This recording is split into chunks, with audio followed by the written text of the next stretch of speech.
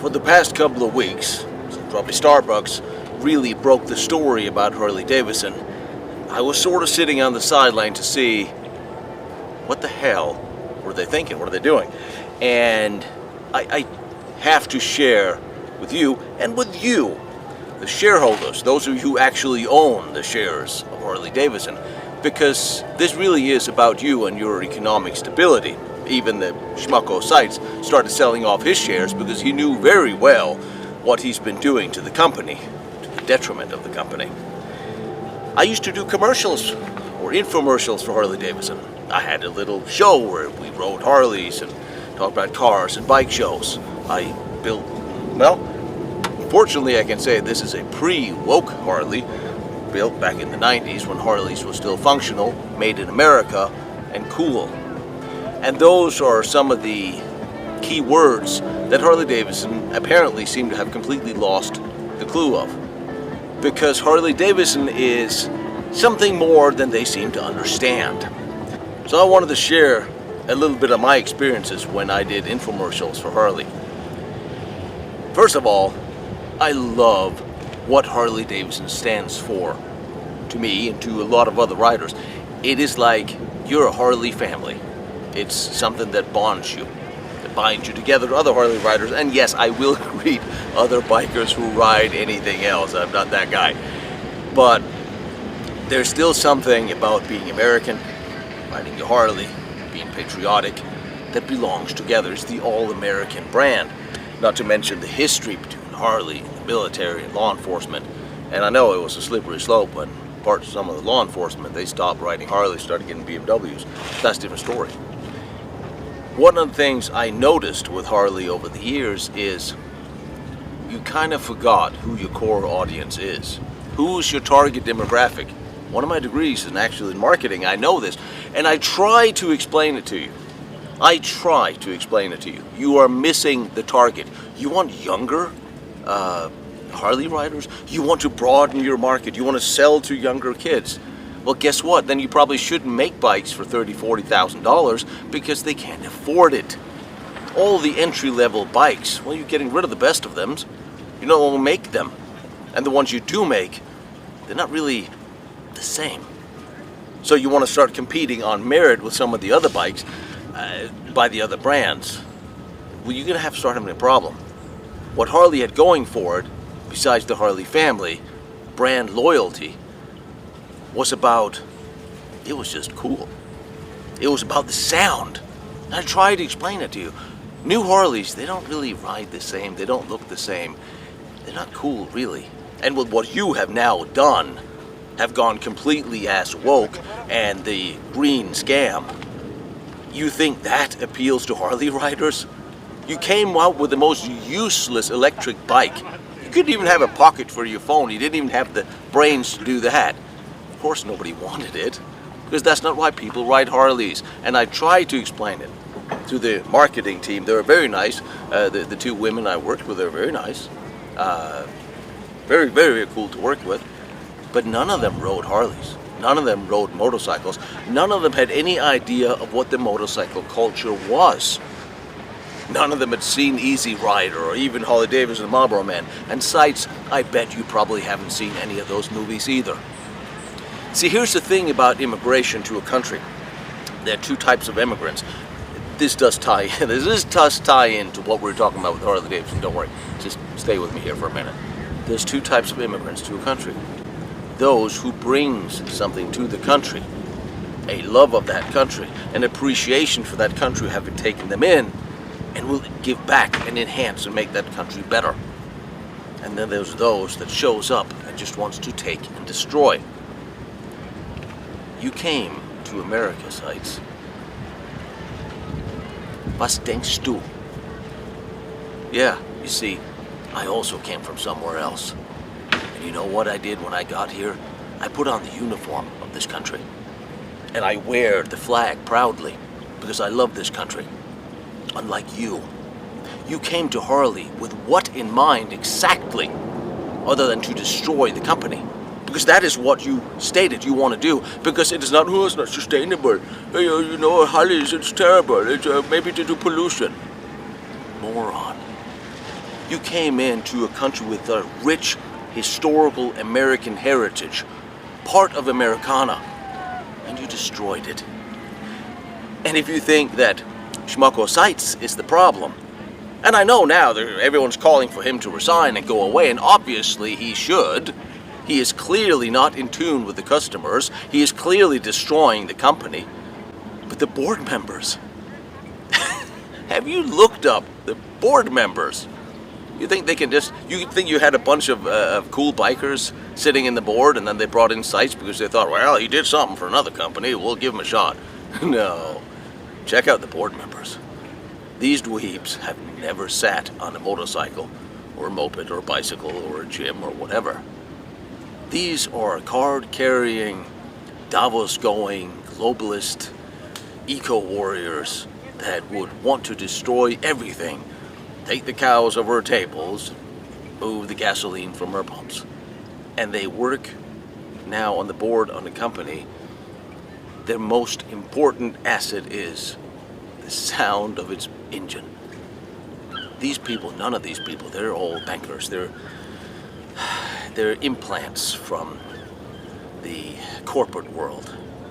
So this call is really to you who have shares in Harley Davidson. Do you really want these people to completely bankrupt your portfolio?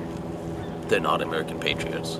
They don't give a damn about Harley Davidson. They don't ride. They're not you. And a lot of you guys who have shares or stocks or stakeholders, as now the new globalist term is, stakeholders. And I thought stakeholders are when you walk into a steakhouse and the cute waitress holds up 2 pieces of steak and says, which one do you want?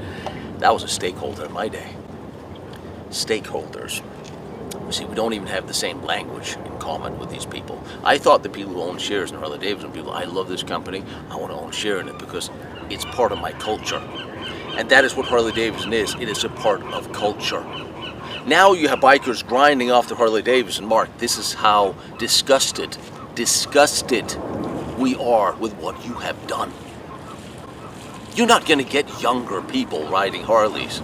But although you really probably should start going back to making cool bikes because you lost that plot long ago.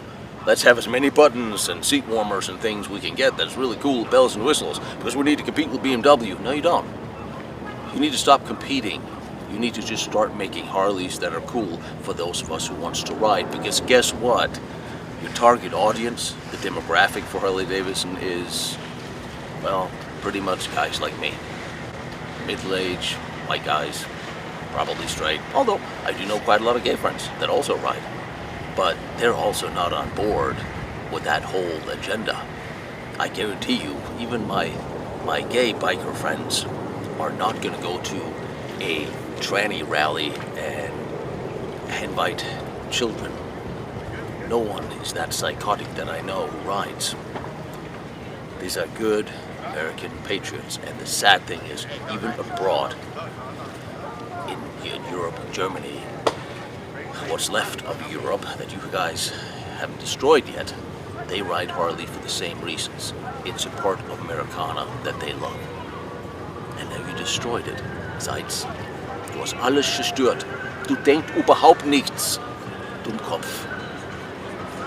I guess you kind of know where this is going, but YouTube don't want to monetize me anyway, so who cares, really? Look at the people who run the business before you invest in it. Because it's probably time that, while every one of us is boycotting Harley, I'm glad I have a pre-woke Harley. The other one is a chopper, and I can ride my chopper because ain't no Chinese parts in it. Harley went down the rabbit hole a long time ago when they started having Chinese parts.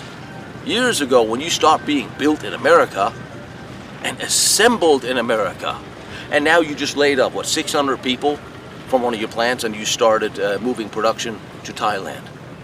Why don't you move production to Poland? Because you want to sell in Europe, then move to Poland. You get 4 times of the dollar, it's cheaper there, and it's closer to Europe. You probably even get EU subsidies. And if you made an electric bike, but call it something else than Harley Davidson. Call it woke on wheels.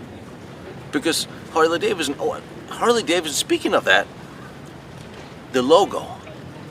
What did you idiots do with the logo? What stupid Apple PR company told you you needed to take the Harley Davidson out of the logo? Just make it cool, we'll streamline it. Your logo doesn't even say Harley Davidson anymore. I know people with Harley Davidson tattoos. That's how much they loved what the bike stood for. You really messed up.